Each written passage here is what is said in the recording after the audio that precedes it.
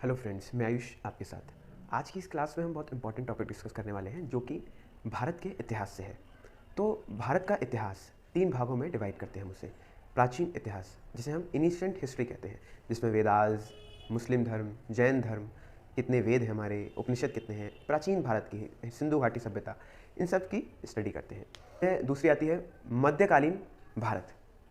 तो मध्यकालीन Bharat medieval history English में से कहते हैं। इसमें हम दिल्ली सल्तनत हो गई, मुगल काल हो गया, ये सब जो पृथ्वीराज चौहान, मोहम्मद गौरी, ये सब हम मध्यकालीन भारत में पढ़ते हैं।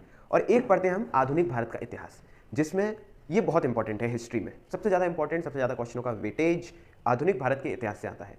इसमें आपके सामाजिक सुधार आंदोलन और ब्रिटिश ईस्ट इंडिया कंपनी कैसे भारत में आई, कितनी कंपनियाँ, यूरोपीय आगमन, पुर्तगाल, ये सबसे भारत में जो आए, व्यापार करने आए, सबसे पहले यहाँ से ये स्टार्ट होती है। और बढ़ते बढ़ते बढ़ते बढ़ते ये आज़ादी तक, हमें जहाँ तक आज़ादी मिली 1947 तक जाकर ख़त्म होती है। तो मॉडर्न हिस्ट्री में एक टॉपिक है भारत में राष्ट्रवाद, नेशनलिज्म इन इंडिया। यानी ये सबसे इम्पॉर्टेंट मॉडर्न हिस्ट्री का एक टॉपिक है। इसका मतलब है भारत में राष्ट्रवाद कैसे उदय हुआ। यानी अंग्रेज इतने अत्याचार पर आ गए कि भारत में राष्ट्रवाद का उदय हो गया और भारतीय राष्ट्रीय आंदोलन शुरू होने लगे, जिससे हमें आज़ादी मिली। तो आइए ज़्यादा समय ना बर्बाद करते हुए भारत में राष्ट्रवाद को समझते हैं। ये बहुत ज़्यादा क्वेश्चंस इससे आते हैं और डीपली पढ़ेंगे, हम चीज़ों को समझ के पढ़ेंगे। तो मेरे साथ आइए। देखिए, भारत में राष्ट्रवाद, सबसे पहले हम ये समझते हैं कि राष्ट्रवाद क्या है। हम चर्चा के विषय कौन कौन से ले सकते हैं। हम शुरू में चर्चा करेंगे, जैसे कि चर्चा के विषय। क्या कह सकते हैं हम चर्चा के विषय? पहला ले सकते हैं हम, राष्ट्रवाद क्या है। ठीक है। और भारत में राष्ट्रवाद उदय कैसे हुआ। ठीक है, भारत में राष्ट्रवाद उदय कैसे। तीसरा ये टॉपिक है कि क्या, ये एक डिस्कस के टॉपिक है, क्या भारत में राष्ट्रवाद ब्रिटिश की देन है या नहीं। ये भी देख सकते हैं। एक 3 हम चर्चा के विषय लेते हैं। तो देखिए, सबसे पहले हमें समझना है कि राष्ट्रवाद क्या है। तो राष्ट्रवाद को समझने के लिए एक ये शब्द है राष्ट्र। ठीक है, ये वाला शब्द राष्ट्र, ये क्या होता है सबसे पहले हम ये समझेंगे। तो राष्ट्रवाद हम अपने आप ही समझ जाएंगे। राष्ट्र मतलब इंग्लिश में से कहते हैं नेशन। हम बोल देते हैं कि भारत हमारा एक राष्ट्र है, राष्ट्र है भारत, हम ये बोलते आ रहे हैं बचपन से। तो हमें कैसे पता कि भारत एक राष्ट्र है, जबकि जो राष्ट्र की डेफिनेशन है वो भारत से बिल्कुल अलग है। देखिए, मैं आपको थोड़ा एक्सप्लेन करता हूं कि राष्ट्र क्या है। राष्ट्र, इसकी अगर मैं एक परिभाषा पे आऊं तो ये है लोगों का समूह। लोगों का वह समूह, लिख सकते हैं हम, लोगों का वह समूह जो समान परंपरा, भाषा, समान इतिहास,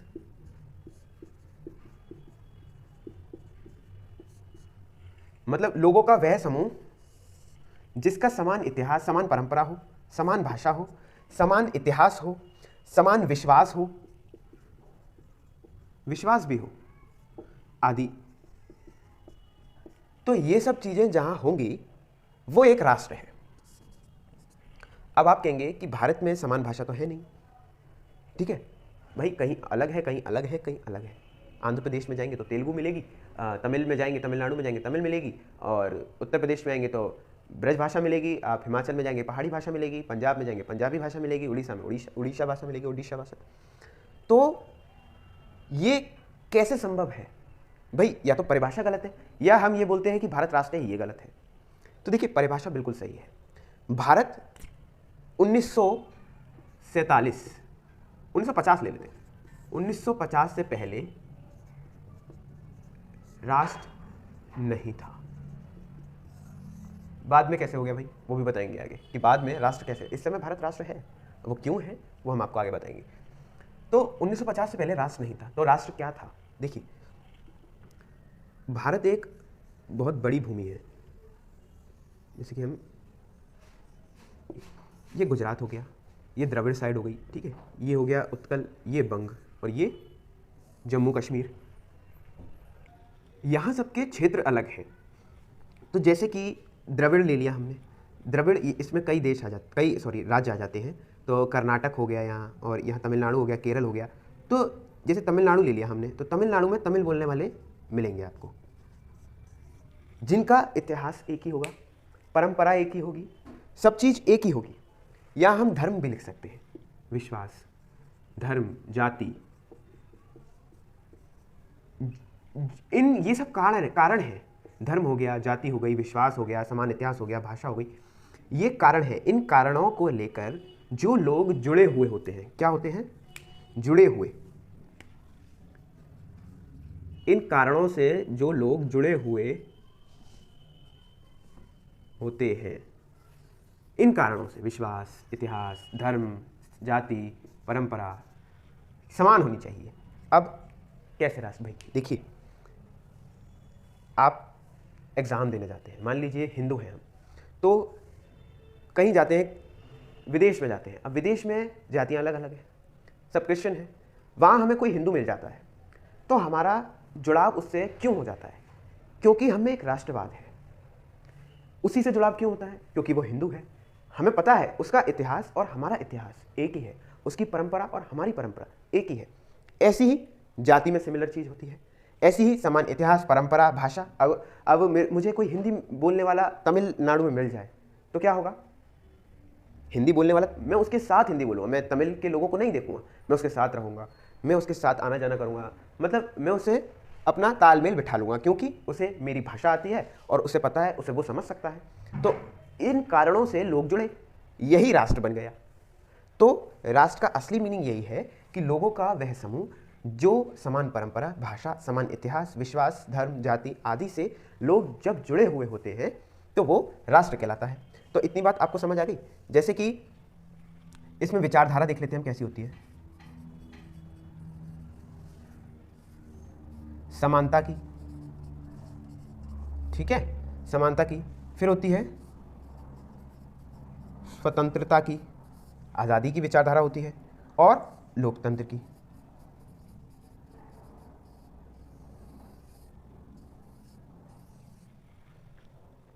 अब देखिए, इनमें से कोई भी एक कारक, कोई भी एक कारण अगर लोगों को जोड़ता है, मान लीजिए भाषा ले ली मैंने, भाषा के आधार पर पंजाब देश जुड़ा हुआ है, भाषा के आधार पर पश्चिम बंगाल का देश जुड़ा हुआ है। पश्चिम बंगाल में बहुतायत में आपको मिलेंगे बंगाली बोलने वाले, मैं तो कहूँगा सभी होंगे, ज़्यादातर एक आध होगा जो हिंदी बोलता हो, जिसे बंगाली ना आती हो। भाई बंगाल में आप रह रहे हैं, आपको बंगाली नहीं आती, ऐसा असंभव ही है। तो भाषा के आधार पर जो जुड़े हुए हैं बंगाल के सभी लोग, पंजाब के सभी लोग पंजाबी भाषा के आधार पर जुड़े हुए हैं। इसी प्रकार कोई भी एक कारक से जो लोग जुड़े हुए होते हैं राष्ट्र कहलाते हैं। तो पंजाब एक राष्ट्र है, बंगाल एक राष्ट्र है। तभी हम कहते हैं भारत का राष्ट्रवाद कैसा है? विविधताओं में एकता। विविधताएं हैं, पंजाबी भी है, बंगाली भी है, राष्ट्र अलग अलग है, विभिन्न राष्ट्रों का समूह। 2017 में मेंस में यूपीएससी के क्वेश्चन आया था, भारत विभिन्न राष्ट्रों का समूह है, तो भारत एक राष्ट्र कैसे बना? भाई भारत विभिन्न राष्ट्रों का समूह है, ये आपको मैं बता चुका हूँ। भाषा के आधार पर है, समान इतिहास, विश्वास, धर्म, जाति, इन सब के आधार पर विभिन्न राष्ट्रों का समूह है। जम्मू कश्मीर में अलग है, पंजाब में, गुजरात में, सब जगह अलग अलग है, तो विभिन्न राष्ट्र हो गए। लेकिन भारत एक राष्ट्र कैसे बना? कौन की ऐसी भूमिका रही जो भारत को एक राष्ट्र बना दिया? तो आइए हम वो समझते हैं कि भारत जो है वो एक राष्ट्र कैसे बना। उससे पहले हम राष्ट्रवाद को समझ लेते हैं। हमने सिर्फ राष्ट्र समझा है, मैंने आपको बताया था, हमने सिर्फ अभी राष्ट्र समझा है, अब हम राष्ट्रवाद को समझते हैं। तो देखिए, राष्ट्र आप समझ चुके हैं। राष्ट्रवाद केवल इतना है कि राष्ट्र के प्रति, यहां लिख देता हूं, राष्ट्रवाद राष्ट्र के प्रति लोगों की समर्पण की भावना राष्ट्रवाद है। वेरी सिंपल भाई, इस चीज के प्रति लोगों में समर्पण की भावना हो। कोई अगर मान लीजिए पहले के भाषा में कोई अगर हिंदू मर रहा है तो आप जाएंगे नहीं जाएंगे क्योंकि आप हिंदू हैं। अब कोई मुसलमान मर रहा है तो भी आप जाएंगे। क्यों जाएंगे? क्योंकि आपने भारत को एक राष्ट्र बना दिया है। अब आप अलग राष्ट्र नहीं है कि बंगाल अलग हो गया, गुजरात अलग हो गया, अब पूरा भारत एक राष्ट्र है। क्यों? ये सब तो कारक है। हमने एक प्रभावी कारक के नीचे दबा दिया है लोगों को। अब वो प्रभावी कारक क्या है ये देखिए। ये तो छोटे छोटे कारक हो गए, एक भाषा हो गया, इतिहास हो गया, विश्वास, धर्म, ये छोटे छोटे कारक से राष्ट्र बन गया। लेकिन एक ऐसा कारक है जो इन सबको, ये सब हो नहीं हो कोई मतलब नहीं है। बंगाल में कोई हिंसा होती है तो यहां दुख होता है। क्यों होता है? ना कोई भाषा हमारी समान, ना हमारा धर्म समान, ना हमारी कोई इतिहास समान, तो यहां दुख क्यों होता है? इसीलिए होता है क्योंकि हमें एक प्रभावी कारक के नीचे दबा दिया गया है। वो प्रभावी कारक हम समझते हैं। राष्ट्रवाद को हमने समझ लिया। अब देखते हैं भारत एक राष्ट्र कैसे बना।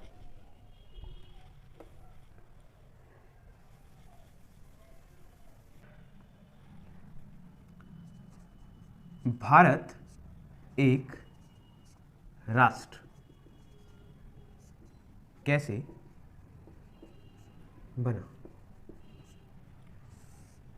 देखिए, राष्ट्र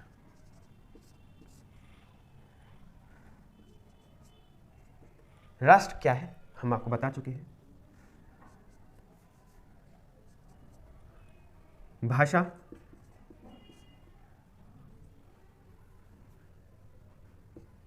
धर्म, जाति, समान परंपरा,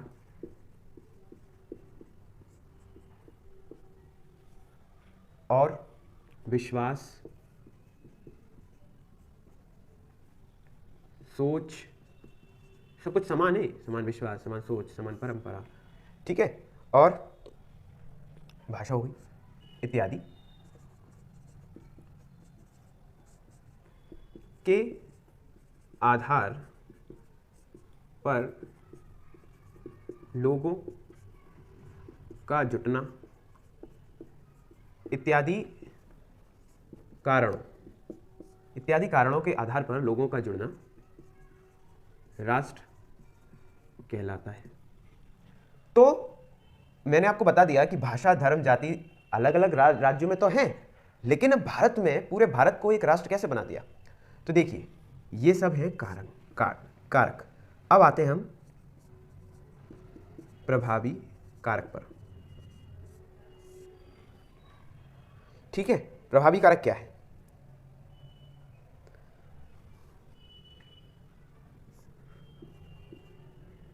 परंतु भारत एक राष्ट्र है क्योंकि वह प्रभावी कारक से जुड़ा है। अब बहुत सस्पेंस हो गया प्रभावी कारक का। क्या है प्रभावी कारक?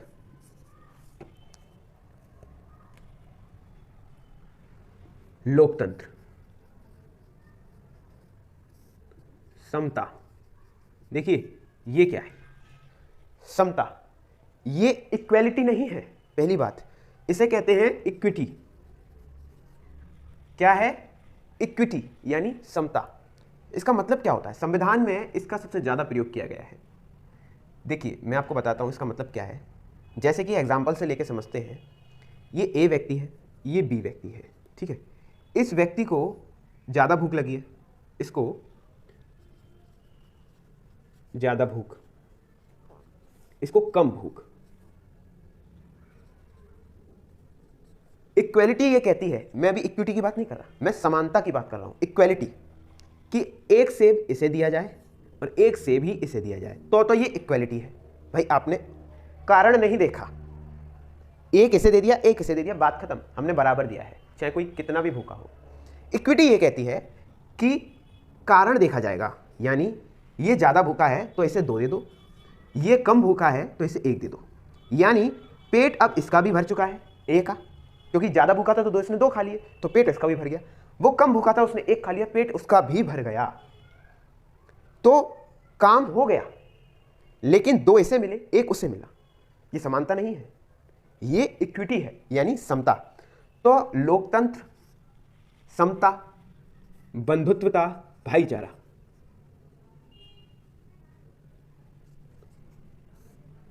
संविधान के प्रति निष्ठा, कर्तव्य। अब देखिए, आपको समझ आ गया होगा कि प्रभावी कारक क्या है।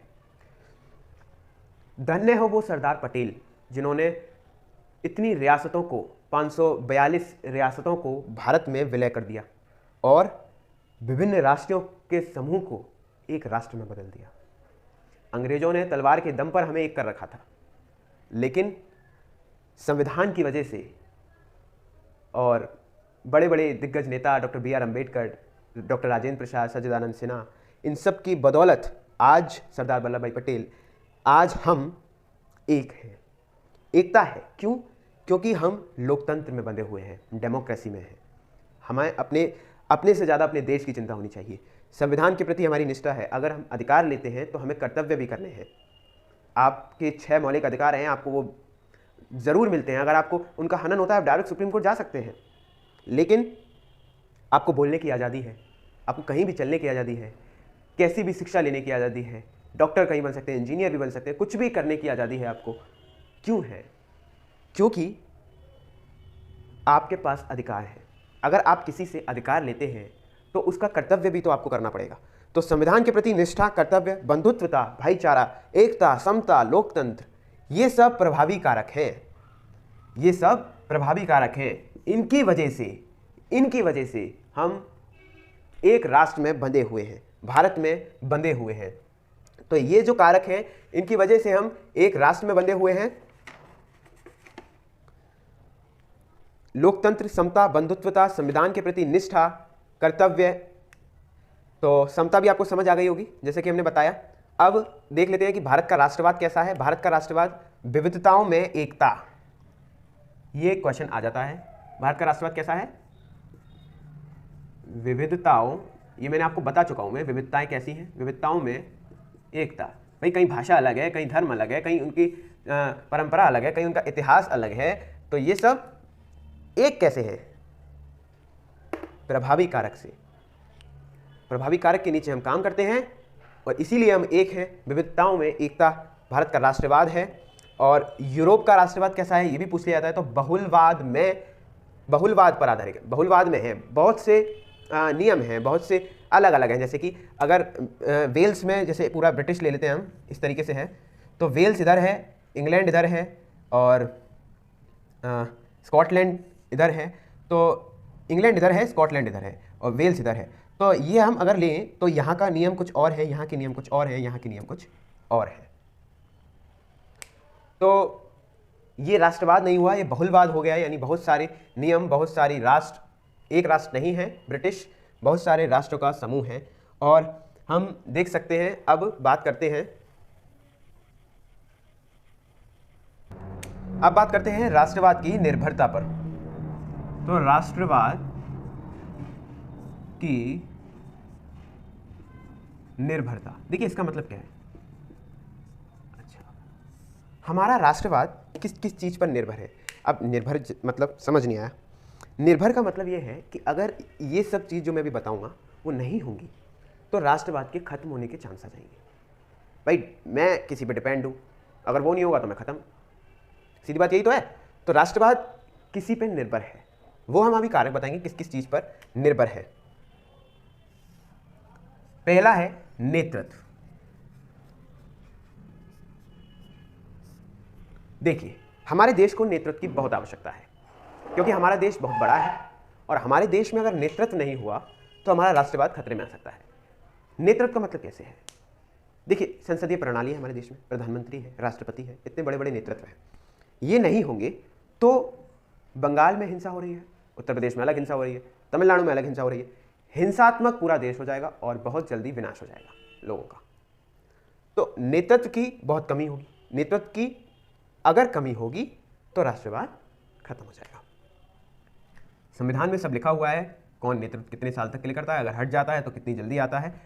ऐसा नहीं करते हैं कि भारत में नेतृत्व नहीं रखा जाए। दूसरा है अनुशासन। देखिए डिसिप्लिन, भाई अनुशासन कैसे? अब मैं देश के प्रति अनुशासन रखता हूं, मेरे सामने कोई मंत्री आएगा, कोई जिला अधिकारी आएगा तो उसके प्रति मेरा एक सम्मान होगा, क्योंकि वो हमारे किसी न किसी क्षेत्र का नेतृत्व कर रहा है। मैं अगर अनुशासन नहीं करूंगा तो फिर कौन करेगा आप बताइए? अगर हम देश की जनता अनुशासन नहीं करेगी तो ये देश चलेगा कैसे? और बड़े बड़े अधिकारी भी अनुशासन करते हैं, प्रधानमंत्री खुद अनुशासन करते हैं, राष्ट्रपति खुद अनुशासन करते हैं। तो नेतृत्व, अनुशासन, अगर अनुशासन नहीं होगा तो भी राष्ट्रवाद हमारा खतरे में आ सकता है। तीसरी चीज है परिस्थितियां।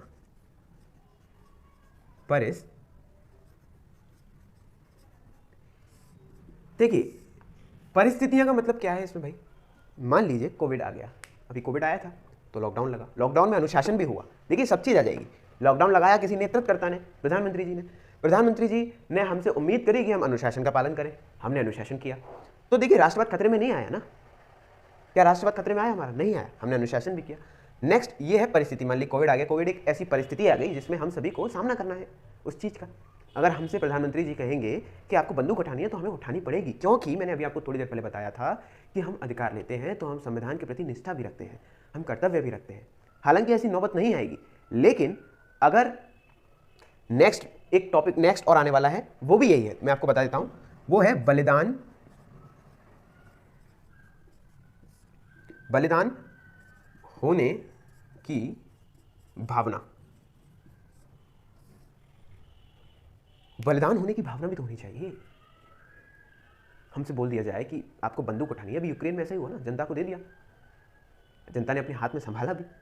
तो अगर हमसे ऐसा बोल दिया जाए तो हमें बंदूक उठानी पड़ेगी, हमें बलिदान होने की भावना रखनी पड़ेगी। हालांकि आर्टिकल 21 ये कहता है कि प्राण एवं दैहिक अधिकार है, हमें स्वतंत्रता है इस चीज की, जीने का अधिकार है हमें, लेकिन आपसे अधिकार कोई नहीं छीन रहा है। आपातकाल की स्थिति में परिस्थितियां ऐसी बनने पर अगर आपसे बोला जाता है कि आपको गन उठानी है या घर में सुरक्षित रहना है, घर में बंद रहना है, बिल्कुल आपको 3 दिन घर से बाहर नहीं निकलना है, तो आपको रहना पड़ेगा, जैसे कि हमने लॉकडाउन में भी किया था। तो ये सब राष्ट्रवाद के कारण और निर्भरता हो गई कि राष्ट्रवाद इन सब चीज़ों पर निर्भर है और राष्ट्र को आत्मनिर्णय का अधिकार है। ये मैं आपको बता सकता हूँ कि अगर कोई अगर राष्ट्र है तो उसे खुद निर्णय लेने का अधिकार है, यानी भारत को खुद निर्णय लेने का अधिकार है, अपने निर्णय को खुद लेता है। ब्रिटेन उसके निर्णय नहीं लेता है या अमेरिका उसके निर्णय नहीं लेता है, भारत अपने निर्णय खुद लेता है। दूसरी बात, राज्य किसे कहते हैं हम? राज्य। भारत एक राज्य है, ये मत भूलिएगा, भारत एक राज्य भी है। किसे कहते हैं? संप्रभु हो। संप्रभु का मतलब ये होता है कि खुद पर प्रभुत्व हो, यानी मेरे निर्णय ब्रिटिश नहीं ले, मेरे निर्णय अमेरिका नहीं ले, मैं अपने निर्णय खुद लूँ, तो मैं एक संप्रभु हूँ। दूसरी बात आती है संप्रभु और सरकार हो, भारत में सरकार है एक, और भौगोलिक क्षेत्र हो। भारत का भौगोलिक क्षेत्र तो आपको पता ही है।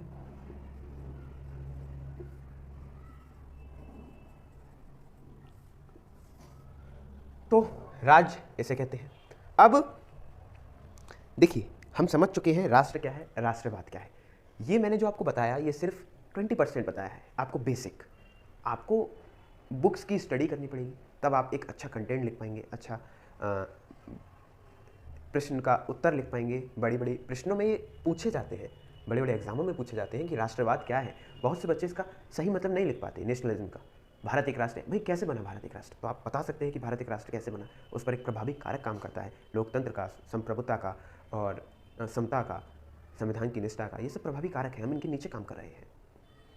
जबकि राष्ट्र की परिभाषा तो ये है कि लोगों का एक समूह, लोगों का एक जुड़ना, बस किसी एक कारण के द्वारा, भाषा के द्वारा हो, चाहे वो किसी स्थान के द्वारा भी हो, चाहे वो किसी जाति के आधार पर हो, तो ये राष्ट्र हो गया। राष्ट्रवाद ये है कि जो राष्ट्र में लोग हैं उनका उस राष्ट्र के प्रति समर्पण की भावना ही राष्ट्रवाद कहलाती है। ये राष्ट्रवादी तो है, बलिदान होने की भावना राष्ट्रवादी तो है, और क्या है ये। तो ये राष्ट्रवाद हो गया आपका। राष्ट्रवाद की निर्भरता आपने डिस्कस कर ली। आप अच्छे से राष्ट्रवाद को डिस्कस कर सकते हैं। अब हमने राज्य भी पढ़ लिया क्या होता है। अब जो है, अब राष्ट्रवाद को हम आगे बढ़ाते हैं, और आगे की वीडियो में ये अभी इतनी रखते हैं। आगे की वीडियो में क्या बताएंगे वो चीज़ अभी मैं बताता हूँ आपको। हम आगे पढ़ेंगे राष्ट्रवाद के उदय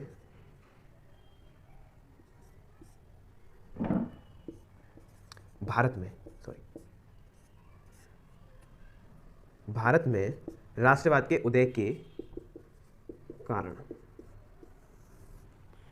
ये पढ़ेंगे नेक्स्ट हम।